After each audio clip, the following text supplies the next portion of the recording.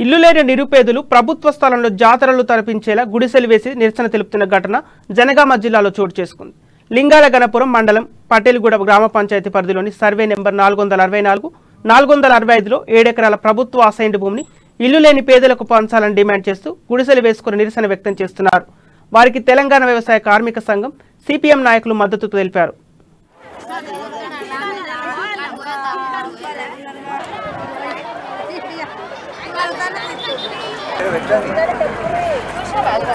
Loan లేదు, మహిళా సంఘంలో లోన్ కూడా లేదు, మాకు పింఛన్ లేదు, ఏది లేదు. ఇప్పుడు 15 రోజులు ఆమె ఉండబట్టి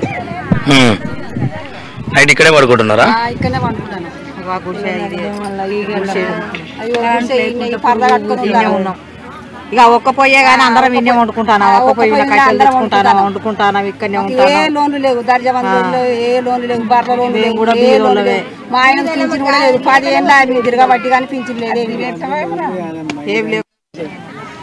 చిన్నది ఒక గూడులాగా కావాలి మాకు. నిరుపేదలు మాకు ఇల్లు లేకుండా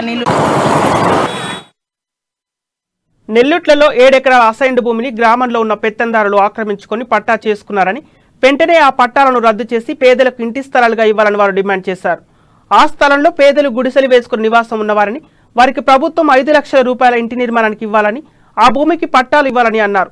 తెలంగాణ రాష్ట్ర ప్రభుత్వ రాష్ట్రంలో నిర్మించిన డబుల్ బెడ్రూమ్ ఇండ్లకు చాలా చోట్ల తాళాలు వేసి ఉన్నాయని, తక్షణమే తాళాలు తీసి ఉన్న ఇండ్లను పేదలకు అందించాలని డిమాండ్ చేశారు. లేదంటే రానున్న రోజుల్లో ప్రభుత్వ భూములంటిని తెలంగాణ వ్యవసాయ కార్మిక సంఘం ద్వారా ఆక్రమిస్తామని హెచ్చరించారు.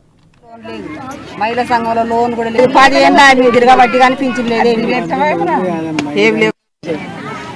చిన్నది ఒక గూడులాగా కావాలి మాకు. నిరుపేదలు మాకు ఇల్లు లేకుండా నీళ్లు లేక మేము హౌగోరిస్తున్నాం. మాకు చిన్న గూడులాగా మేము కట్టుకొని తలదాచుకొని మాకు ఇక్కడ ప్లేసే కావాలి. మేము ఉంటాం తెలంగాణ.